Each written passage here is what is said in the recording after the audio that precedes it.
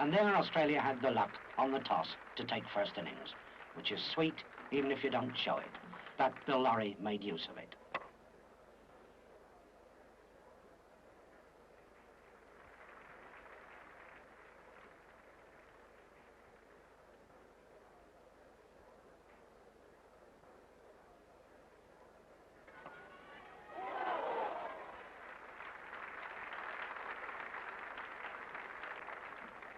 And after Australia had lost 2 wickets at 29, he went on imperturbably and steadied the innings.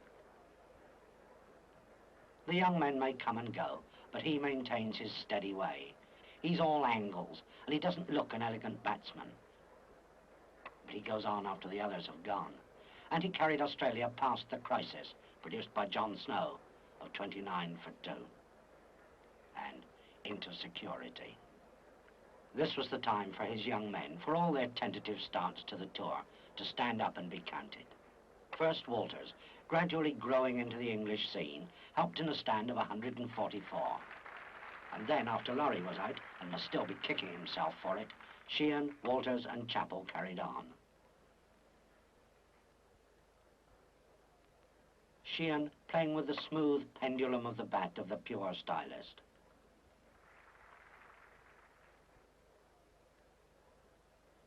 Chappell, a man with cricket in his blood, busy and determined. They were still there at the end of the day, and they'd brought Australia to the prosperity of 319 for 4. The next day was cold, bleak and grim, but for England it had some cheer. In the morning, the Australian innings concertinaed under a sacrificial run-out and the bowling of Snow, Higgs and D'Oliveira. All out for only another 38 runs. Then, in poor light and between stoppages, Edrich and Boycott made a cautious and not very enjoyable way to 60 before they came off an hour early for bad light. Saturday's cricket decided the match. England didn't bat very well, but the excitement of the day and the decisive factor of the match, and as it proved the rubber, lay in Australia's out cricket. Cowper was coolly accurate and subtle.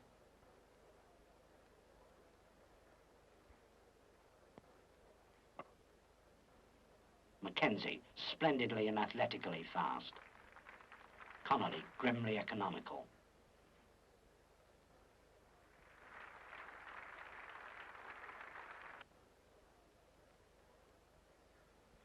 And in their support, the young men were eager and magnificent. In the crowd's solitary spell of drama and fun of the day, John Snow saved the follow-on, if in fact Australia wanted it. But otherwise, England simply faded away. Australia, in face of some aggressive bowling by Snow, batted resolutely but slowly. Only 165 runs came off 100 overs all day long. But they built their lead to 252 by the evening.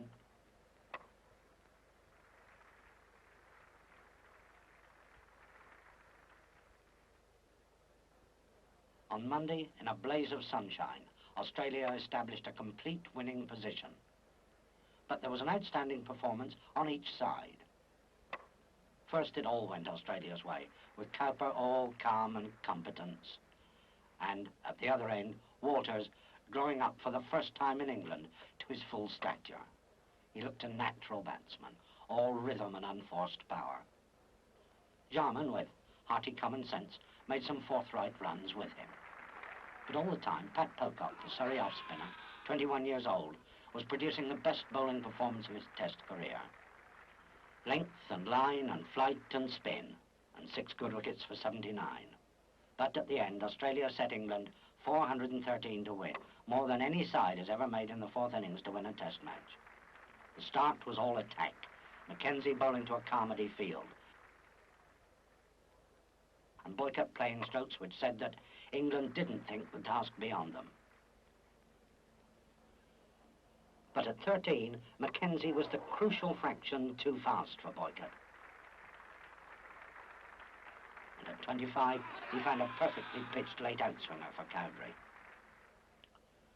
Edrich and Graveney, the last of England's major batsmen, played securely.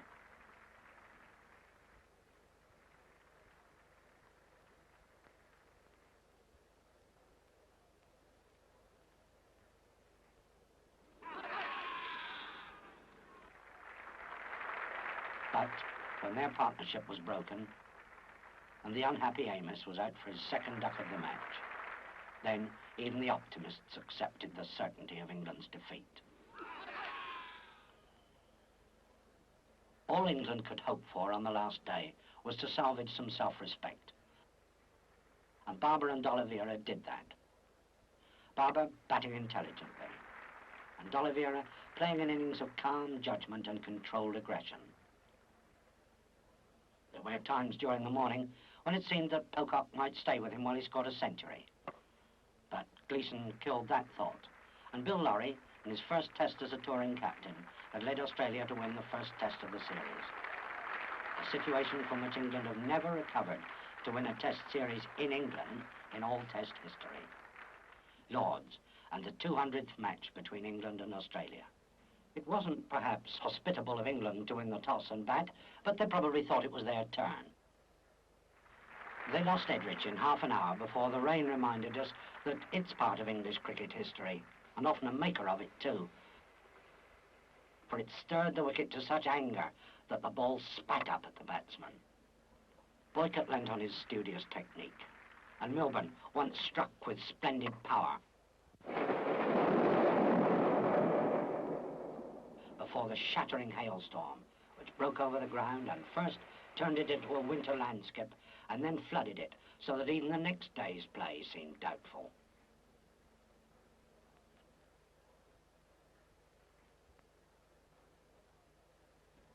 But the Lord's pitch recovered to an amazing firmness for some memorable cricket. Milburn announced himself in his first over.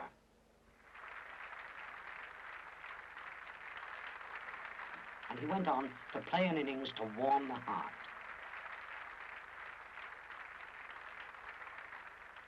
Not reckless, he was content to defend against the good ball, but he hit anything hittable with all the power of those huge forearms. And when Cowper, who'd been so successful at Old Trafford, came on, he greeted him violently enough to rattle any bowler. It all looked so simple and so mighty.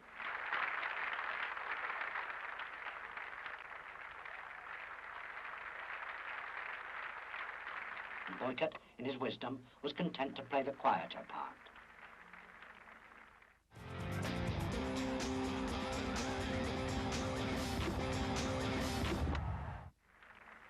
There could be no two reactions to Colin Milburn's innings, only disappointment when it ended as it had progressed in an attacking stroke. It was never quite the same again. But soon Cowdrey was playing with the unhurried ease of the great batsman, correct as the textbook and sometimes masterly.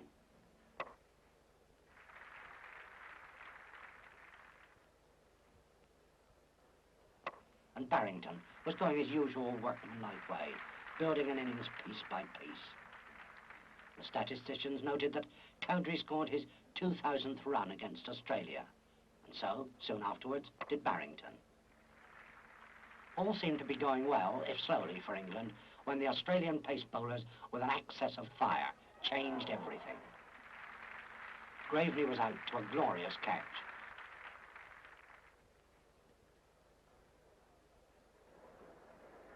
And Barrington went off with an injured finger.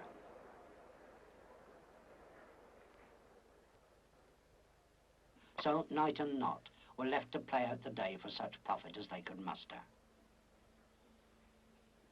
So to Lord's Test Saturday, the great occasion of the English cricket year, and the disappointment of so many who'd come so eagerly. The batsmen made a few appearances in intervals of the drizzle, but the sum total of it all was 13 overs in 3 bleak, brief periods. 2 more wickets, only 37 runs, and the chance of a finish almost washed away. Monday was a little but crucially clearer. Less than 2 hours were lost to that plague of the summer, which once more implanted devilry in the pitch. The English bowlers made the ball move off the seam, and their fieldsmen supported them magnificently. Walters countered manfully, but of the other Australian batsmen, only Gleeson reached double figures.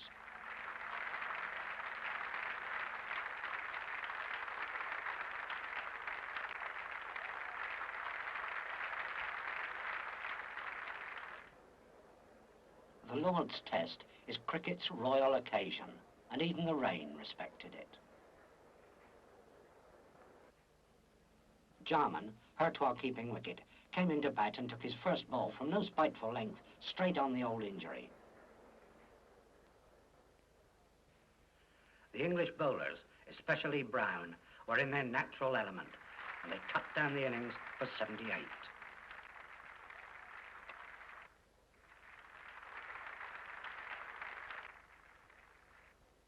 But they followed on with a new competence and determination. It might be said that the English bowlers were no longer fresh, but any bowler's fresh if he's taking wickets, and the fact is that Laurie, as everyone always expects, was immovable.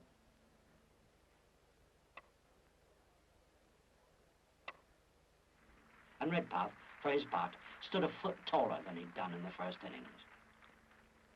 The pair of them saw Australia safely down to the end of the day. Both sides knew that everything depended on Tuesday morning, and the rain took Tuesday morning. In fact, it took more than half the scheduled playing time of the match. England had just as much time left as they'd taken to bowl out the first Australian innings. But this time, though Laurie went early, Redpath stayed, and Cowper, with characteristically cool common sense, stayed with him until the danger was staved off. True, after Redpath went, Underwood whipped out Walters, and Sheehan looked much less than happy. But time had already made Australia safe. And though Cowdrey ringed their batsmen round with close catchers, a fantastic field for a slow bowler, Chappell clear-mindedly and firmly batted down to the end of a draw, which even the most partisan Australian will admit to be ill luck for England. A draw, but memorable as Milburn's match. The first day of the third test at Edgbaston was swept into limbo, and it was Friday before Boycott and Edrich, in their different fashions, set about the business of giving the English innings a sound foundation.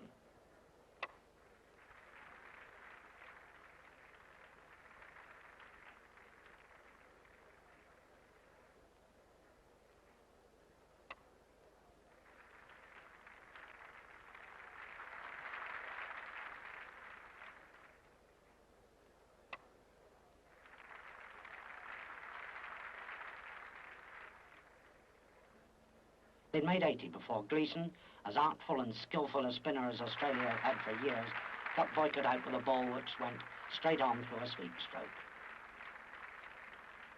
And then there was Cowdrey, applauded all the way in, from on the field as well as off it, now becoming the first man ever to play in 100 test matches.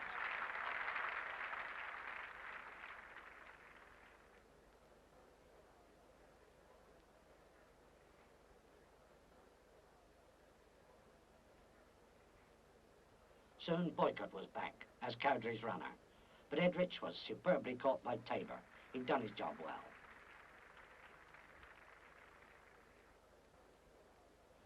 Barrington, for a man who'd only just come in, got all too good a ball from Freeman. And Cowdrey and Graveney had the innings on their hands, with Gleeson harassing them as accurately and resourcefully as ever. They grew into the innings together. Cowdrey, for all his injured leg, struck the ball with his sweetest timing, and Graveney matched him through the offside arc of cricket's loveliest strokes. A rich last hour saw England end the second day, which in effect had been the first, with Cowdrey only a little short of his century, in a score which some critics thought too low. But for a side carrying 5 major bowlers, it was reassuringly near to safety. And the next day, there was an encouraging crowd to watch them, as first Cowdrey, looking less anxious than his friends felt, and still with the running assistance of Boycott, came slowly but fittingly to 100 in his 100th test match.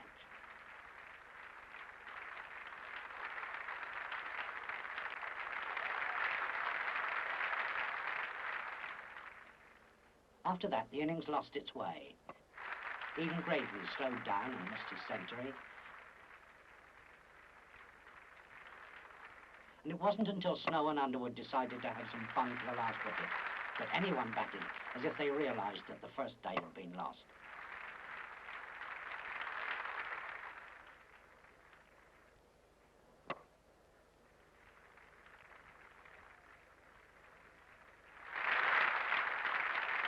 Still, England could call 409 a safe total, if it was safety they wanted.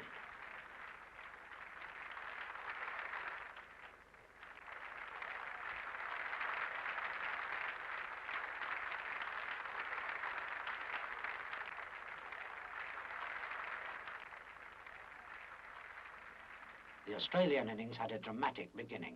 In the first over, the fifth ball leapt and hit Laurie's hand. He played the sixth and, dour man that he is, left the field in pain. He'd fractured a knuckle. When at 10, Brown bowled Redpath. England, with Graveney taking over as captain from the injured Cowdrey, must have recalled Lords and had thoughts of Australia following on. But the resistant Chappell, promoted to meet the emergency, and Cowper, efficient as ever, had quite different ideas. They batted on to Monday morning, past the 100. And though Snow found a good ball for Cowper, Walters settled with Chappell.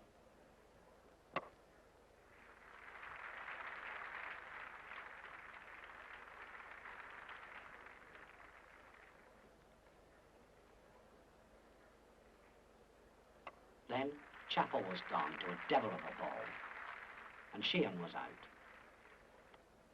But Walters and Tabor saw away the possibility of the follow-on, and all seemed to be going gently and quietly after lunch, when suddenly the English spin bowlers, Illingworth and Underwood, found a little turn in the pitch.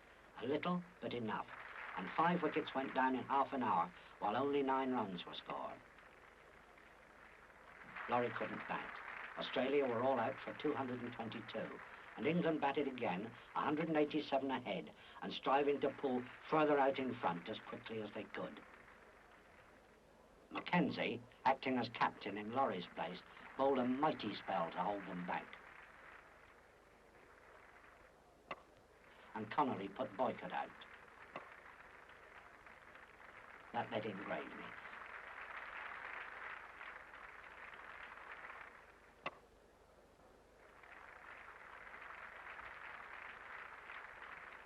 Full of purpose and strokes until he declared and set Australia 330 to win with 12 minutes batting that night. 12 minutes which Cowper and Redpath negotiated with care and skill.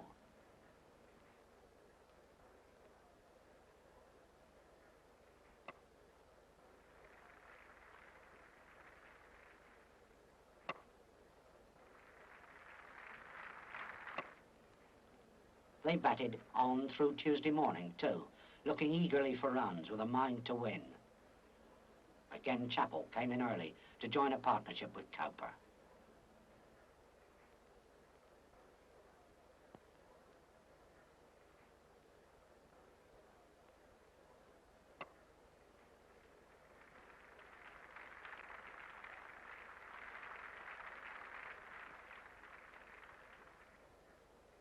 Soon Graveney brought on his 2 spin bowlers, and the scoring rate dried up. Cowper didn't score for half an hour, but the resistance was still stern when, at 12:30, the rain grew heavier and the players came off. They didn't return, and yet another test had been spoilt by the rain of this cruel summer. Headingley was, as ever, the gathering of the faithful. Laurie wasn't fit. Jarman took on the Australian captaincy, won the toss and they batted.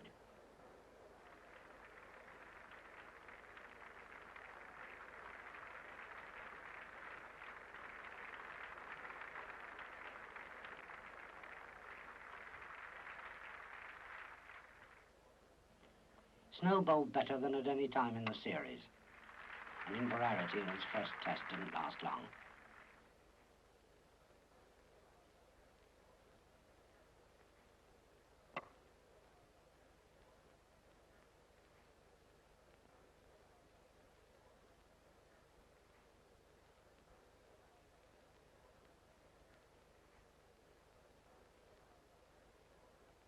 But Cowper, allotted Laurie's responsibility to anchor the innings, stayed while Redpath, set free to be himself, played the attacking strokes that are his nature. Though he often played and missed, he rarely retrenched.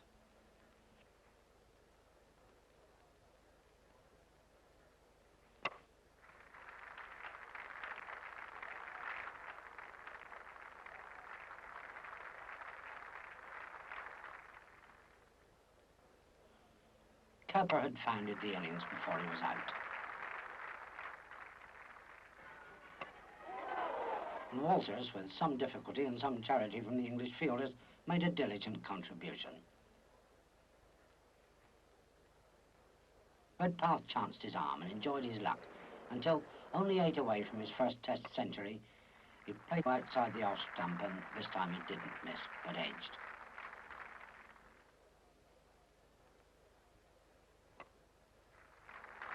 Walters went.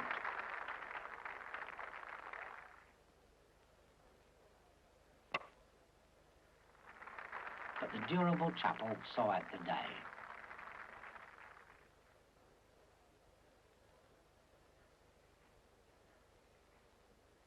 There wasn't much of the Australian innings except Chappell on the Friday.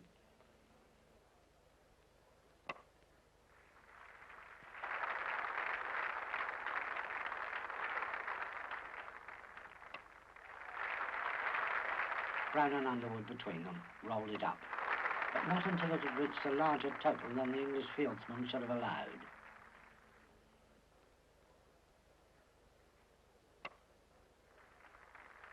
Now came the best of England, not merely their highest opening of the series, but the most commanding. Edrich was reliable and acquisitive, while Roger Prideaux in his first Test grew from modesty to command, batted with poised judgment, first established his innings and then challenged Australia for the initiative. He dealt firmly with Mackenzie. He hit off Freeman.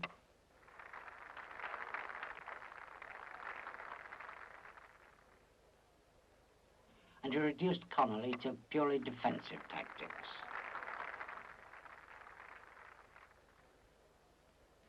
We thought in terms of a century in his first Test as he moved to attack Gleeson, when, not middling a sweep, he gave Freeman a catch so difficult it deserved to be as important as it proved. Dexter seemed to pick up Test cricket where he'd put it down 3 years before, but in the turning point of the innings, Jarman called on Mackenzie for his best, and Mackenzie gave it. Rising characteristically to the challenge of Dexter, he first pinned him down, and then, never relaxing his attack, broke through, and he tilted the innings. Graveney and Barrington were content to live out the day.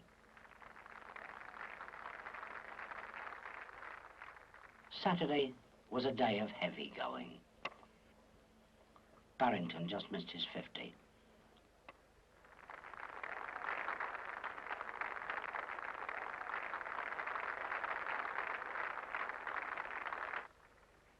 Illingworth soon went.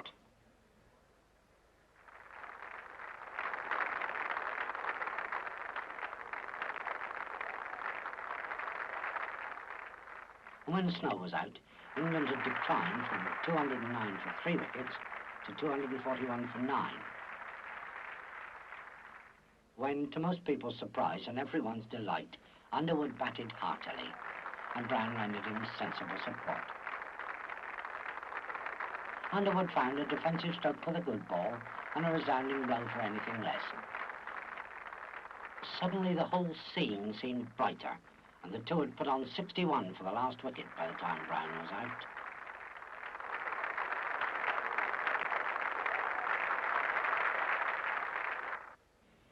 So Australia batted again, only 13 ahead. Soon Graveney brought on his spinners. Soon, too, Illingworth's flight and Knott's quickness brought a wicket. Inverary's was the only wicket to fall that night.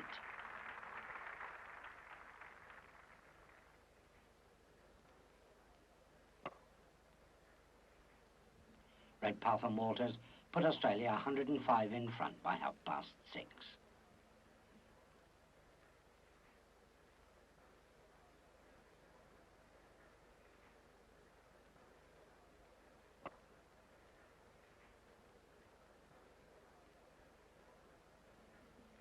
Then, on Monday, Australia truly defended the Ashes. There was a late start through rain and an early finish through bad light. In between, Redpath was out, Walters did his share.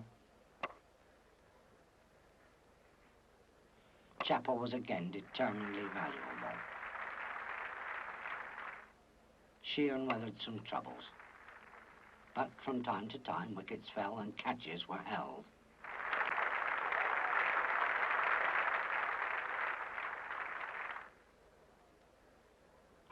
Other chances, though, were missed. When Illingworth and Underwood had finished their work, England needed 326 to win, with 5 minutes less than 5 hours to make them. Soon the main battle was joined. Edrich worked his steady way along. Dexter at first played not only in full confidence, but also in full control, responsible as well as aggressive. The Australian response was entrusted largely to Mackenzie, who maintained high speed for long periods, and Connolly, accurate and lively from 1/4 until decision was all but final at 5:05. And above all, they were wonderfully supported in the field.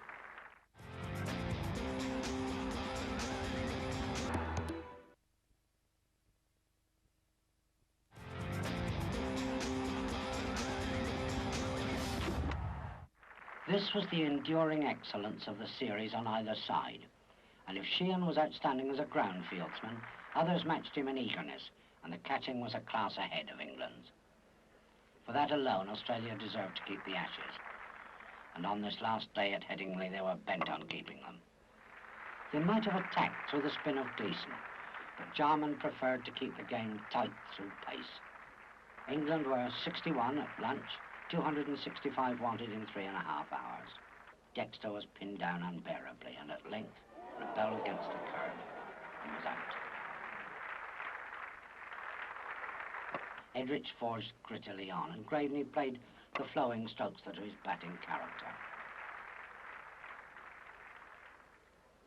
They made 53 together before Edrich's sturdy innings came to an end. Barrington took some risks. And Fletcher scored his first test runs in his natural style. But the tightly set and superbly manned Australian field had the last word. 137 to win in 85 minutes after tea was gradually made worse and then impossible, and the hunt was called off. Australia had held the Ashes. At last, high summer came to the cricketers and their followers for the 5th test at the Oval. Milburn was back for England, and so was D'Oliveira. Australia chose Ashley Mallet for his first test, and the two captains, Cowdrey and Laurie, were back. Laurie lost the toss, and England went to bat on an amiable oval pitch. Milburn announced himself thunderously.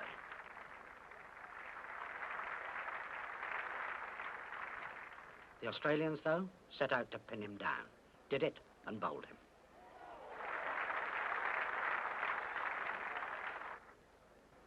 Dexter played another controlled innings. He was out playing for lunch.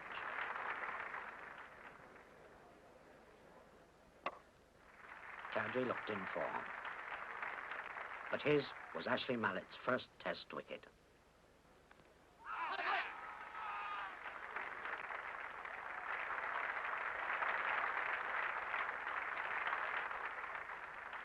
Once more, it was Edrich who stayed. Only one English batsman, Dennis Compton, has scored more runs in an English home series against Australia than Edrich in this one.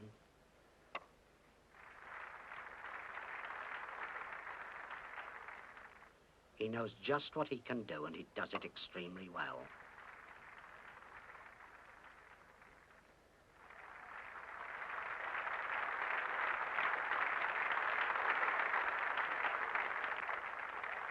Edrich's chief partner was Tom Graveney, the easiest batsman of our time to watch. They made 125 together before Graveney was rather surprisingly out.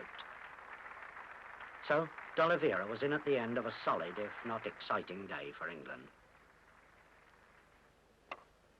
As Thursday had been Edrich's day, so Friday was D'Oliveira's.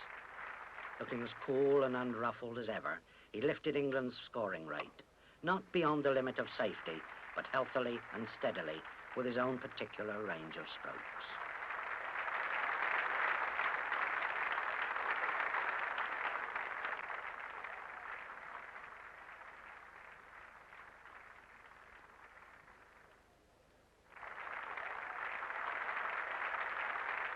Edridge's was the highest innings of the series. Then there was no one except Knott to stay for long with D'Oliveira.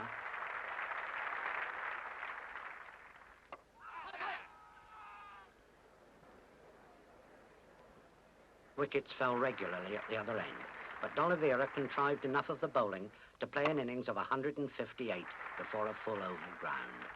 The England innings, though, ended in security. Australia's began with a counter by Milburn, faster than he looked, to put out Inverarity. Laurie, no peep of light between bat and pad, kept the innings steady.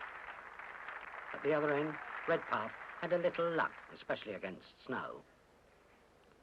So to Saturday, another batsman's day, this time Bill Lawry's.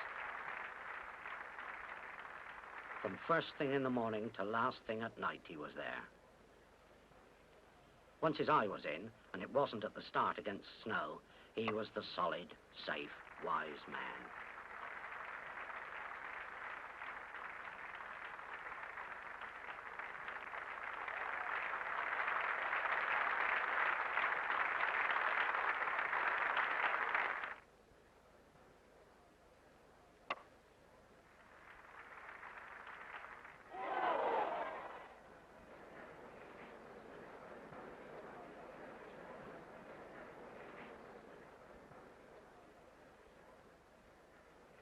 He must have been galled to have to stand and watch wickets fall so inexplicably at the other end.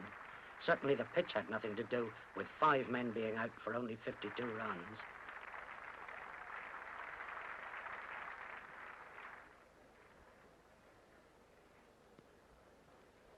Mackenzie, though, buckled to and stayed for an hour.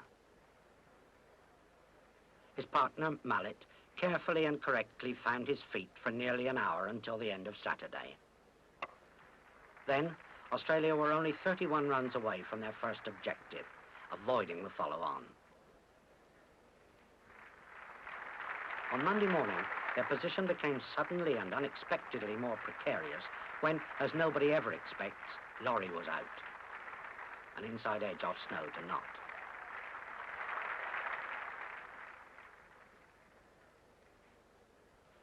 So Mallet, chosen as a bowler, was left to justify himself as a test batsman, and he did.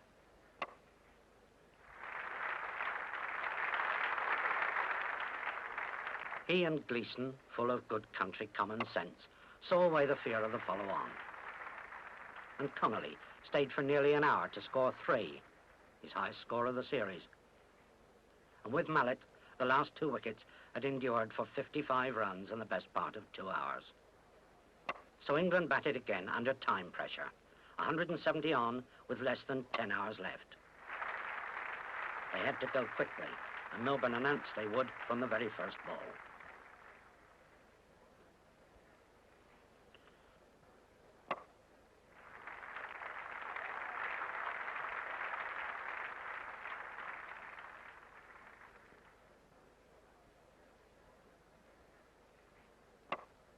Bill Lawrie first caught Milburn, and then, to the surprise of the experts, brought on Mallet opposite Connolly.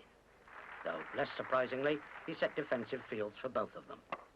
One by one, the English batsmen set about keeping up a rate of a run a minute, and paid for it with their wickets. There was no major individual innings, but everyone made his contribution. They were all out at 5:45, leaving Australia 352 runs to win in 393 minutes. Just over half an hour to bat that night. Their main hope of achieving a win disappeared within moments. Laurie was out. Milburn again.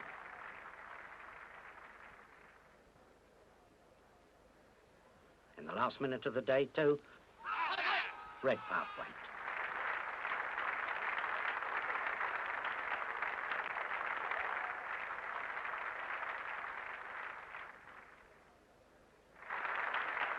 So the final day of the series began with the simple choice of issues, or it seemed simple, of Australia needing 339 runs and England 8 wickets in 6 hours. Even Underwood's remaining half over was difficult. Within moments, the redoubtable Chappell was out.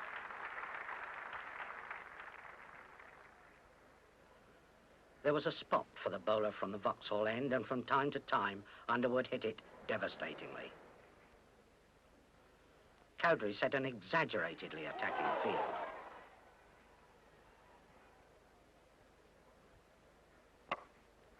Inverarity, who'd so far had a disappointing summer, emanated soundness, and stylish soundness at that.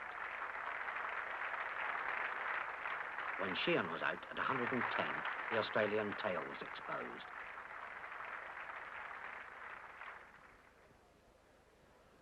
Jarman was in with Inverarity when, a couple of minutes before lunch at 86 for 5, the players went off for the first drops of a thunder shower which, in less than an hour, reduced the oval to a series of minor lakes. Thanks to the mass effort, play could start at 4:45, an hour and a quarter left, when Australia had no chance of scoring 266, and England wanted 5 more wickets. And it only seemed possible that they'd take them if the drying wicket misbehaved. It never did. It was too wet. Still, Cowdrey set an unheard-of field and shuffled through his hand of bowlers, hopefully, but with no advantage for 40 minutes.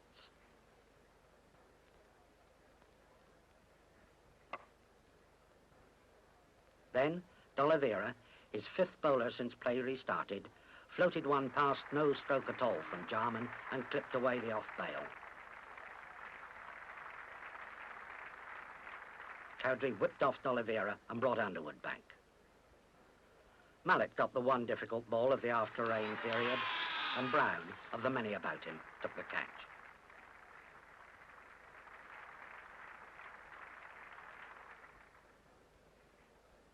Mackenzie simply didn't play carefully enough. And David Brown signalled the dawning of England's hope. Gleeson stayed for a quarter of an hour, playing Underwood with a little luck and nice judgment, with his pad or his bat or not at all, until Cowdrey brought Underwood back to the old over-the-wicket line, and that was the end of Gleeson, abstaining. So Connolly came in, with 10 minutes and 1 wicket left.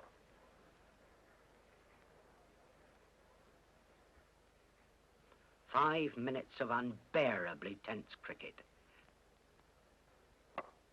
Then, when it seemed that Inverarity must carry his bat, Underwood managed to half-straighten one ball, and that was the end. England had tied the rubber.